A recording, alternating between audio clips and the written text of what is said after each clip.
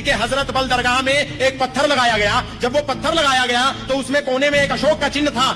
Islamic जिहादियों ने जाकर के पत्थर लेकर के उस उद्घाटन के पत्थर में कोने में लगे हुए अशोक चिन्ह को पत्थर से तोड़ दिया। भारत का राजकीय प्रतीक चिन्ह अशोक स्तंभ चतुर्मुख सिंह वाला जिहादियों ने हराम बता करके उसको तोड़ दिया।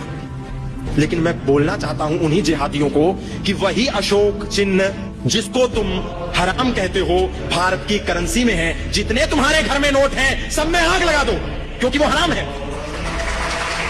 जिस पासपोर्ट को लेकर के तुम हज करने जाते हो उस पासपोर्ट के फ्रंट पेज पर, कवर पेज पर अशोक का इतना बड़ा चिन्ह है, उसमें भी आग लगा दो। और वो पासपोर्ट तो हज करने के लिए जब मक्का मदीना में प्रवेश होता है उस समय भी वो साथ होता है। अगर पासपोर्ट नहीं होगा तो उसी समय उसको जेल में बंद कर दिया जाएगा संदिग्ध समझ के। तुम जिस पासपोर्ट को लेकर के हज करते हो, परिक्रमा करते हो, उस पासपोर्ट के अग्रिम पृष्ठ पर अशोक का चिन्ह बना हुआ है, वो हराम नहीं होता।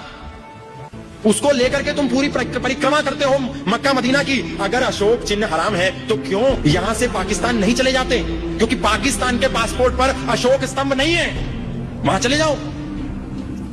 दोगलापन केवल भारत और भारत के प्रतीक चिन्हों को मिटाने के लिए, अपमानित करने के लिए, तिरस्कार करने के लिए ये सारी घटनाएं इस देश में रोज घटती हैं और घटती रहती हैं, क्योंकि इन घटनाओं पर कोई तर्क नहीं करता, कोई चिंतन नहीं करता, कोई प्रश्न नहीं करता।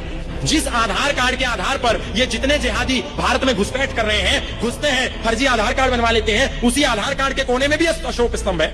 हराम है ना अशोक स्तंभ? तो क्यों आधार कार्ड बनवाते हो? क्यों पासपोर्ट बनाते हो? क्यों उस पासपोर्ट के आधार पर मक्का मदीना में हज करने जाते हो? क्यों गांधी का नोट प्रयोग करते हो? क्योंकि उसमें भी अशोक स्तंभ है।